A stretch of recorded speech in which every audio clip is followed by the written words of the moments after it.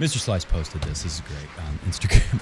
Mr. Sonego goes to fire a ball in anger, thinks about Djokovic, and then aims upwards towards the sky and away from the throats of line judges, ball kids, and innocent bystanders. But that's not the story coming out of Rome. This is the story. This is the wild one.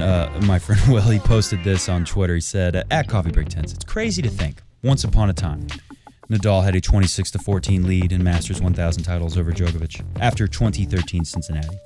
And since then, in 7 years, Novak Djokovic has won 22 Masters 1000 titles, the hardest thing to do outside of winning a major.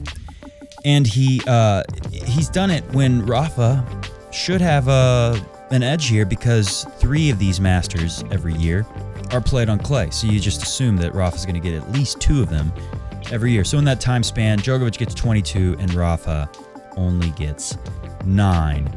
So that is the story. But to me, a bigger story is this. Rafa lost. Panic everywhere. It reminds me of why I started Coffee Break Tennis. Roger Federer loses to Tommy Haas in Stuttgart right before Wimbledon 2017. And you started seeing this Roger's finished kind of stuff. I was like, what? He just had his big breakthrough and won the Australian Open. Why wouldn't he win somewhere he likes playing even better? Wimbledon. You know, I started to show then, and I kind of feel a little bit like that with Rafa now. I saw this tweet from Siddhant, the guru. Tennis Twitter is so boring when Rafa loses. Die-hard Rafa fans with "you will come back stronger, we believe Rafa." Ever pessimistic Rafa fans with this defeatist view of Rafa is finished. He will never win another slam tweets, which is just, some percentage of Rafa fans, Joker fans, Federer fans are going to have this defeatist kind of attitude. Some people are just predisposed to this kind of thing in life. And then finally, the part that got me kind of angry. Pro-Rafa analysts start with weather conditions to explain his loss. So I immediately tweeted out to this guy. I said, but it was weather conditions that explains Rafa's loss to little shorty Diego Schwartzman. We have a story we're going to put in the show later today that says on a hot, dry day with low humidity, warm weather on the clay, Rafa's forehand bounces on average 8 inches higher. Now, if you're Shorty D, if you're Diego Schwartzman, you don't get a whole lot of inches to play with. And you know what I mean. And Shorty D, if Rafa's forehand's going to be 8 inches higher, that's going to make it a lot harder on average for Shorty D to hit the kind of shots he was pulling off in that match. There's no other way to explain it. So I made an angry tweet right away, and I said to Siddhant, the guru, I said that these conditions are the reason why Rafa lost. And when we get to the French Open in Paris, things are going to be totally different. You just wait and see, buddy. Right? I kind of felt like when I started Coffee Break Tennis 3 years ago, 2017. I felt like, well, who are these ridiculous people saying that Roger is finished? And then it hit me. Take a look at this. This is, right, we get Rafa. Let's listen to what Rafa had to say on the court conditions really quick. Rafa Nadal in court conditions after losing to Diego Schwartzman. He said, we can find excuses, but I didn't play well enough. We have to think internally why and how I can fix it. But now is not the moment to find excuses. Now is the time to accept that I didn't play well enough. It has been a super heavy evening in terms of humidity. Conditions out there are much heavier than the previous days in terms of the bounces of the ball. For me, it is difficult to push him back, so he did a great job. Now, before anyone comments below, oh, look at Rafa making all these, he said all the right things before this. He said something before like, Diego, too good. He said something like that, right? He said all the right things about Diego Schwartzman, played a great match. But he's telling the truth here. And let's listen to Djokovic, because this is what really messed me up. Definitely Diego showed that Nadal is beatable on clay, says Novak. The conditions that they played on, obviously, heavy clay, not much bounce, humid, night session. I'm pretty sure that he isn't, I just skipped the sentence. There's a reason why. I'm pretty sure he does not prefer that to a high bounce. I know he likes the high bounce. He likes hot, warm, fast conditions where he can use his spin a lot. Go back. We are going to have that as well in Paris. Heavy clay, not much bounce, humid, in night sessions, because we don't have lights until now. They put a roof in, they put lights in, and somehow, like I forgot Corona world around me, the French Open's going to be played mostly, a little bit in September and mostly in October. My goodness, this is the big story coming out. Rafa is going to have heavy conditions and a roof, which when you close makes things more humid and heavy at the French Open. It's all coming back to me. Rafa Nadal might be in trouble. Novak Djokovic might be the favorite. I went right to Rafa's defense, and then it hit me. Joker's right. We're going to have this in Paris. So take a look. Quick Google search. Clouds build up. What did I search? I searched something like, what's the weather in Paris like in October? Is it humid? I think that's what I said. What's humidity like in Paris in October? Clouds build up towards the end of October. Well, the end. Okay. Yeah. There's a silver lining there for Rafa. This is the beginning, but still it's October, making Paris appear a little gray. Ooh, that means less sunshine, which is what makes the clay bounce higher and helps Rafa's forehand. And the cold weather sets in early. The humidity rises to 85% on most days of October. Now, when they close the roof, what's it going to be like in there? Maybe it'll be a little better if it's 85%. Maybe it'll be worse. This is a problem. Here's some average temperatures. June, we'd normally see the French Open. What was it? Is it kind of like late September, early October, late May, early June? It's around there. 74 is the high on average. 57 the low on average. Bump that to October. Drop everything. 63 is the high on average. 50 is the low on average. My goodness, if Rafa has to play in heavy conditions with a low temp, it's going to be challenging. And why? Well, let's see. Real quick, here's a picture of the roof. I saw this and it just hit me all at once. It's like, oh my goodness. Oh my goodness. I forgot about the freaking roof. Meanwhile, we've got this too. Ollie said, who wins Roland Garros? Okay, most people are still going with Rafa. A lot of people saying Dominic Thiem. I'm surprised there's not more people saying Djokovic. It's out of a little over 400 votes. It's a decent sample size. And then Mr. Perfect comes through with the sad truth. At this point, it looks like it will be coronavirus. Let's switch over really quick. Fox News Australia. Fox Sports News Australia. foxsports.com.au. That's what it is. Tennis rivals coach fumes over Rafa Nadal double standard allegations. Who's the rival? Well, it's Zoomer. Not his biggest rival. But anyways, the story here, I'm not going to go through everything, but we'll hit up on a few things. Damir Zoomer, his coach got a false positive is what they're saying for coronavirus, and he's out now. And they said, if this was Rafa, you would have gave, let's say it's Uncle Tony, even though it's not his coach anymore. Let's say it's Carlos Moya. You guys would have gave him like 2 or 3 tests. You would have given him a second, third, maybe a 4th try, just to make sure before you ban the King of Clay from the French Open. Quote, I think if Rafa Nadal was in our situation, this is from the coach of Zoomer. I think if Rafa Nadal was in our situation, he would be entitled to a second or third test to verify. So we're really disgusted with what's happening to us. You know what? I think they got good reason to be angry. In Europe, we've seen a surge in COVID-19 and coronavirus. We're so close. I think we're going to get the French Open. Can you imagine them canceling it this late? Anything's possible in Corona world. There are spikes in different parts of France, different parts of Europe. So that's always on the table. It looks like a few other players have been bumped out of the tournament for testing positive. Escobedo, I saw, was one. Dennis Istomin was another. The other names, I don't think were any names. They weren't people I knew. So if I don't know who them are, if I don't recognize the names, most people don't know those lesser known players. Anyways, there's always that. But let's look at this stuff here about the roof. Let's see. This is an article from, I think, this is when Andy Roddick was appearing on Tennis Channel a lot in the early days of coronavirus. It's from Essentially Sports, going back to April 7th, 2020, by Rishi Karthikeyan. He says, quote, the roof at Roland Garros will be very interesting. Andy Roddick gives his opinion. So let me read for you some of Andy Roddick's opinions. In his talk with Tennis Channel, Andy Roddick talked about the roof at Roland Garros. Quote, "The roof will be interesting at Roland Garros. At the other Grand Slams, when the roof closes, it becomes a lot more humid. The courts become a lot slower. I remember in Australia, before the roof closed, the ball was flying. But once the roof closed, the ball became dead.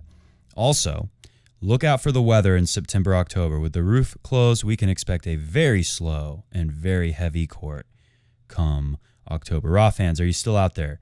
I want to check your pulse for you if I could.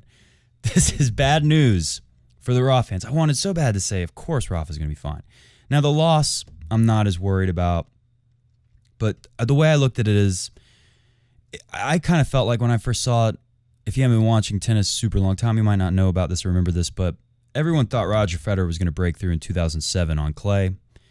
He was going to dethrone Rafa there.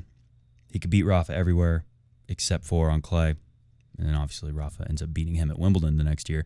But in 2007, they go to Hamburg, which is where the tour is, ironically. The tournament is more important than it's been since 2007, basically, because they took this tournament. It used to be a Masters 1000. This is before they called them Masters 1000s. I think they called them like Grand Prix, something like that, something funny.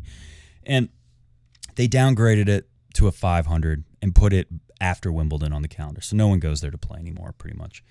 When the horrible 2013, I think Federer went there, and then Rafa went there when he was having a bad year, and when he was struggling as well. Other than that, top players haven't gone there since 2007. And now we've got we got Tsitsipas there, which will be very interesting.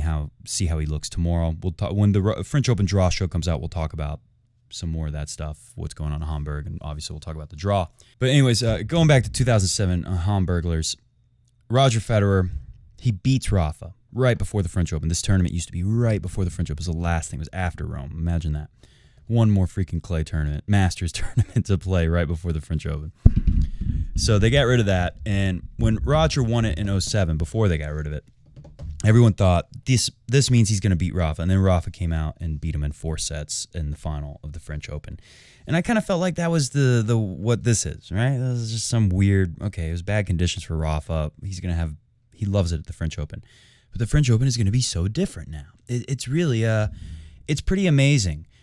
The coronavirus changed a lot of things, right? Djokovic hitting that lady in the throat with a ball changed a lot of things in tennis history. And this is how a lot of things happen throughout history. Forget about sports. These little things that you could never imagine, that you would never think of, right? Djokovic hitting the lady in the throat. How tennis related is that? That's like out of left field, right? Who could have imagined that? And who would have ever imagined October French Open? But here we are, and with the roof thrown in, just to make it even more crazy. So why is this so important? Some of you may be asking. So let's take a look at this. This graphic is incredible. This really does a beautiful job illustrating what Rafa does. It's so special on clay. So we know Rafa, he's a lefty, and he really knows how to back up his serve, right? He wins a high number on first and second serves because he does everything right when the ball comes back. So on return, what does Rafa do? It's so special. We'll take a look. This is a little different. Usually we see first serve return and then maybe second serve return or maybe first ball after return, but we don't see this. This is how Rafa progresses the point after returning. So he gets way back. In the next show when I'm on camera, I'll kind of do my best to show you the way Rafa hits, but just to make it short and simple, Roger and Rafa both have a long arm forehand and a fully extended arm. You'll notice a lot of most tennis players, when they hit a forehand, there's a little bit of bend in their elbow. And so to use some engineering terminology, a little engineering lingo, a little math and science for you, they lengthen the lever, right? They have a longer, more powerful lever when you have your arm longer. The longer your arm is, the more string on ball you're going to get, basically. You're going to have a longer range of extension through the ball with the strings. And Rafa has a semi-western grip, which is naturally, no matter how you hit it, right? You can hit any grip and make the ball spin, right? Roger Federer has a more eastern grip. It's flatter naturally, but he can spin it a lot if he wants. But Rafa, he has this grip that is going to naturally cut the ball more with topspin, no matter how you hit it. And he has the long arm extension. He's a really strong dude. So Rafa hits this ball, as we talked about earlier in that article with Andy Roddick, on a warm, dry day with low humidity. The ball's going to bounce on average 8 inches higher for Rafa on clay. And that's going to be higher than everyone else. I think Dominic Thiem will get a lot of action and height on that ball as well. That's why these guys are the king and prince of clay. Djokovic is a little different, but more on that later. So on the fourth shot, think about this. First serve return, what does Rafa do? He hits it high, a lot of margin over the net, very spinny, very heavy, and deep. He goes for depth. So he's going to push you back. And that's how for shot 4. So remember, serve is 1. Rafa returning here at the yellow is shot 2. Let's say it's Diego Schwartzman on the other side. He's hitting shot 3. And then shot 4 is right here, this blue line. So Rafa's return has pushed you back enough for him to get up a little closer to the line. And then he's going to do it again, right? Rafa's going to hit a ball that's going to push you back, and then he's going to sneak in a little closer. And then when he hits his heavy spin forehand from shot 6 position here, a little more than 1 meter behind the baseline, from there, Rafa's going to hit a winner, or Rafa's going to hit a ball where he gets even closer or goes to the net on the next shot and puts you away. This was not possible against Schwarty D. So take a look at this. Diego Schwartzman, first serve return points won this year, 33.8%. That's first place. And second, he's 5th place. Break points won. That looks a lot lower, but still, I mean, he might be seeing more. This is a conversion rate, I believe. Break points won, 41.1%. Yeah, so that's how often does he convert? A little less than half, but he's getting a lot of looks at it. Return games won. Let's put it all together. That's what matters. Do you win the service return? He's 3rd on tour. That's pretty amazing for little Diego Schwartzman. He kind of does something like Rafa too. He can back up. He can also stand right on top of the baseline and take the ball early before it bounces over his head. It's kind of a thing.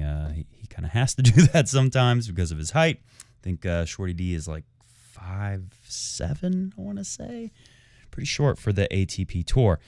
So Diego Schwartzman is going to put pressure on Rafa's serve. And obviously Rafa said it in his presser, he said, like, if I lose my serve 3 times in a row, it's very difficult to win. You need like a miracle. I think he said something like that. So look at Djokovic now. This is what Djokovic was able to do to Diego Schwartzman. Push the guy way back. 50% of the time he's playing in that beyond 2 meters behind the baseline. And that makes it a lot harder for Schwartzman, right? Rafa was unable to do this because the way Djokovic pushes you back is he gets on top of the baseline sooner than Rafa, sooner than most people, except Roger, I'd say. And he starts hitting a flatter ball that will just push you back, or because Medvedev was hitting that too when he lost today. He's in a flat ball. Didn't work so well on the clay. But Djokovic is so accurate and precise with his shots. It's so easy for him to produce them. And again, it's so hard for you to hit a ball past Djokovic because his defense is so good. But he's going to find the corners. He's going to go up the line, up with the forehand and the backhand, and he's going to be highly effective with that and push you back and finish you on the clay. So it's kind of like what Rafa does, how he's going to push you back and dictate play there and hit a lot of winners or shots that are going to be too much for you once you're pushed back. But it's a lot different how he does it. And with these conditions at the French Open this year, Djokovic can still do what he wants to do. Rafa's going to have a much harder time. So I'm sorry to break that for you. One more thing about Djokovic. Take a look at these stats with Casper Ruud. Boy, it was a good match. Ruud was playing amazing. I remember watching it thinking, well, the story here is Ruud's. It's like the opposite of the U.S. Open final. Ruud isn't expected to win. No pressure on him. Able to swing freely and go for it. Dictate play with the forehand. That was my takeaway watching the match. What do you know? Look at the stats. 22 forehand winners compared to Djokovic's 15. He beat him in that department. Only 8 errors, unforced errors on the forehand for Casper Ruud. Problem is, Djokovic is so good off of both sides. Take a look at this stat, right? We have this 22 to 8 unforced errors. That's a great ratio for the forehand on Casper Ruud. Backhand, 2 winners, 10 unforced errors on the backhand. Ooh. Serve, 2 aces, 1 double fault. Look at Djokovic. So effective here with the serve, too. 1 double fault for Djokovic, 12 aces. And in general, better serves that you can work with. 10 backhand winners to 5 unforced errors. 15 winners to 13 unforced errors. He's positive on both sides. And for me, the craziest thing was he had a tough match with Schwarty D. But in the end, he wins like 13 out of the 15 last points Djokovic had. He almost won like 13 in a row, I think, or 10, or I think it would have been 12, whatever it was. He'd won 10 in a row, and he's like up 40 love or 11 in a row, and if he could have just clinched the match there. But the point is, what did Djokovic do for most of those points he won in a row? I think he won 10 in a row at some point. He just starts stepping in, taking the ball early, flattening the shot out, and just going full assault. Not on line judges. Full assault on the lines with the ball, right? He's hitting the ball to the corners, flat, taking it early, and just, what can you do? No, what can anyone do? I mean, it's like what Roger Federer does when he's playing at his best. You step in, flatten it out, pound the corners, go up the line. You're changing directions on people. It's overwhelming when you start seeing shots like that. And Schwartz, when he started seeing it, he knew it was all over. I mean, he probably knew it was over before then. Put the Rome draw on the screen. Let's go through these draws a little bit, and then we will get out of here. We'll be back when there is a French Open draw. You better believe it. And we'll try to get as close to daily as possible with the videos during the French Open. Should be a lot easier to do because, man, the US Open night matches that keep you up so late, it's hard to do a show right after finishing that late with the match. But French Open time, even though they have a roof now, might change it a little. Tends to finish earlier here on the East Coast in the U.S., so we will. It'll be easier to get shows up. Anyways, going through the draw, just the recap. Djokovic's draw, the main thing here. Let's look at this really quick. Let's look at this is from tennisworldusa.org. Paul Anacone. Novak Djokovic seems pretty irritable. That's exactly what Djokovic did. We saw it today. Coming back from 3-0 in the first set, a double breakdown. What is he talking about? I think earlier in this article, he's saying that Djokovic was right when he said it wasn't his best week, but he found his best tennis when he needed it most, something like that. Djokovic continues to amaze. His game is so efficient. He knows how to manage it. The only thing that would worry me is his frame of mind. More than anything, because he seems pretty irritable. If I were him or his team, I would say, take a couple of days off from tennis. Just relax a little bit. Get away with it. Just get away from it. Just recharge. That's Paul Anacone's advice to Novak Djokovic, and I think it's pretty good advice. Sometimes it did seem like maybe Djokovic was losing control of his emotions a little bit, but come on, it's kind of how the guy is too. We've seen it so many times over the years. So that was the main thing. The draw wasn't too difficult. Krajinovic has been really good lately. It was a little tough match. The first set was close, but Djokovic gets through in straight sets. Dominic Koepfer, the guy, he recently had some kind of operation done on his heel, and one of those guys who's just really eager to get back out there on tour and threw everything he had at Djokovic, kind of the opposite of the U.S. Open final situation as well. You're expected to lose, so you just go out there and swing freely, and you don't really care win or lose because you think there's no way you're going to win no matter what. Casper Ruud was playing really well. Djokovic managed to step up the level and take him out in straight sets, even though it was 7-5 in the first, pretty close. Bottom half of the draw, obviously we talked plenty about what happened with Rafa. How about that Busta match? Tough on Busta to come here, come to Rome from the U.S. like that. So we'll say that's why. But if you saw that match, man. Shorty D, great little run here. Took down Hubie Hurkacz, Millman, Rafa, Shapo in the meditating, Shapo in the big game. I'll say one thing about this, because back in January, was it Adelaide or was it the Kiwi Open, the Auckland in New Zealand? Ugo Humbert, he's a lefty, next-gen player like Shapo. And I said back then, when Shapo lost like first or second round, I think it was first round at the Australian Open 2020, I said, Shapo, why don't you learn something from Ugo Humbert, another talented left-handed next-gen player like yourself?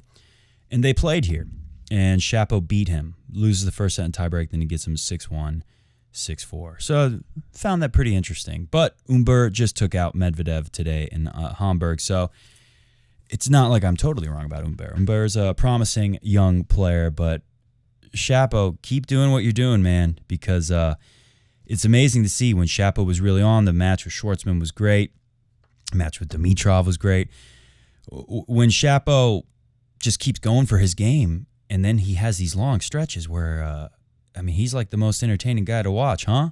The forehand is just so loose, the way he strikes that forehand, it's really cool to see. And the same with the backhand. It's just, he's like the rubber band man. I mean, there's just so much elasticity, I guess. What's the word?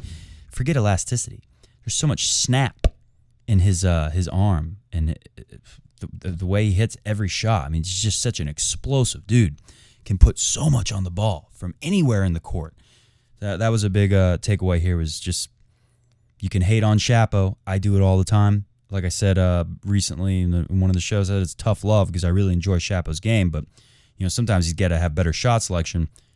This is a pretty big result for Shapo to go to clay where he's not expected to be doing great and to have a run like this. He almost made it to the final where he would have lost to Djokovic for sure. Jannik Sinner, very interesting to me. What's more interesting than Tsitsipas, who was my favorite of next-gen players for a breakthrough. He seems like the most complete player, but there's a little bit of a mental thing with Tsitsipas. I don't think he's I don't think it's over for Tsitsipas by any means. I don't expect him to have a great French Open. I think he's still going to be mentally kind of in the dumps. And he looked like it in this match with Jannik Sinner. Something about Jannik Sinner playing Grigor Dimitrov, it looked like Dimitrov drops the first set. And then Jannik Sinner, he had this same thing. He was playing Kachanov, maybe second round at the U.S. Open. He's up 2-0, and then all of a sudden he looks like he can't move.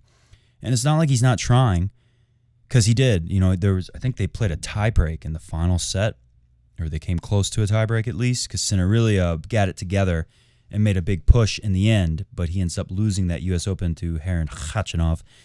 And I saw it again against Dimitrov. I'm a little worried about Sinner. What's going on with Jannik Sinner, I wonder. So keep a close eye on him at the French Open. I don't know if he's playing Hamburg. I guess we'll find out because we're going to look at that draw next. But keep an eye on him. Something happened with Dimitrov where the commentators were even saying, I don't think Jannik Sinner is going to finish this match. Then he does finish the match, makes a big push in the end. I think that's the one where he misses an overhead. The 4-5 serving game. Because I think Dimitrov serves for the match at 5-3. Sinner breaks him. Dimitrov not looking great. Shapo obviously took him down. And, well, I don't want to take everything away from Dimitrov here. He won some matches. I shouldn't say this is a good result for him. At least he got some wins in. But he wasn't looking great in that win over Sinner. It looked like Sinner should have won that match. And then he hits an overhead. This is like a game that he should have won. There was a really long game at the end trying to hold to stay in it, tied up at 5-5 in the third set. And he misses this the easiest overhead you've ever seen in your life. Jannik Sinner hits it right into the net. Dimitrov moves on. So a little interesting there to see what's going on. And then with Tsitsipas, just take a look at this. He set up, there was a lot of points I saw. He set up really well. It looks like he's going to hit a winner. And then he just hits a hopeless unforced error. And take a look at the number. 58. My goodness. All right, let's take a quick look at the Hamburglers draw, and then we will get out of here. Ugo Humbert takes over the number one spot from Danny Medvedev at top of the draw here. I like him. I like him a lot. Like I said earlier, back in January, I was saying, I shouldn't say he's going to have a better career than Shapo. Who knows? Maybe he could. But obviously, I like his shot selection better than Shapo. I like the way he's thinking out there. But you know what? Let Shapo develop the way he's going to develop because he's got something special going on there. Anyways, Ugo Humbert will take the top spot on the draw. He plays Yuri Vesely next. Casper Ruudeboy should come through and get Fabio Fognini. That's I'd expect Ruud to come through because Fognini's coming off some surgery. But Fognini's a must-see player on tour. And Casper Ruud is very hot on the clay right now, so you got to see that. Koepfer keeps it up over Yoshihito Nishioka. He'll play RBA next, who took down Basilashvili, who he was going for 3 in a row here. Can you believe that? Coronavirus really messed him up because this is a different player field for him compared to the last 2 years in a row that he won this tournament. He is out in the first round. Roberto Bautista Agut will give Dominic Koepfer a lot of problems. Tommy Paul, you got to watch out for because he loves the clay. He's a U.S. guy who loves the clay. I believe, he gave Dominic Thiem a tough time. What was that, last year? The year before? At the French Open? So watch out there with Rublev. Got to keep your eyes on him. He's been as hot as anyone just about this year. Bublik comes through to face Felix Auger. Happy to see him through in a couple sets. Christian Green, another person you got to watch out for on clay. Very good on clay. Stomps Nishikori. Poor Nishikori. Monfils, Guy is still on COVID vacation or something, because this is kind of a shock loss here, 6-4, 6-3 to Mr. Deutscher Hanfmann. And Herrn Khachanov almost loses to Struff, should have lost to Struff. He'll get Dusan Lajovic, who couldn't do too much to Rafa, next. And Pablo Cuevas comes through, the American who doesn't like clay as much. Taylor Fritz gets the winner tomorrow. Hit the music, we're getting out of here. All eyes on Tsitsipas. Where is he mentally right now? We shall find out tomorrow. We'll be back as soon as the French Open draw is available. We'll talk about Tsitsipas. We'll talk about who else is in this draw that we should really, who's in this Hamburg draw. Medvedev was very interesting. He's out now. Christian Garin, if I had to name a few people from this draw that you would think maybe they could do something at the French Open, Herrn Khachanov is going to have a little more time, and he's got the power to hit through even a slow court at the French Open, so a little bit of interest there, but mainly in this draw, Tsitsipas. All eyes on Tsitsipas, see how he is mentally, if he's going to be a factor at the French Open. He was very good on clay last year. Why can't he do it again? Well, maybe because the heartbreak from the U.S. Open is just too much for the guy mentally. See ya!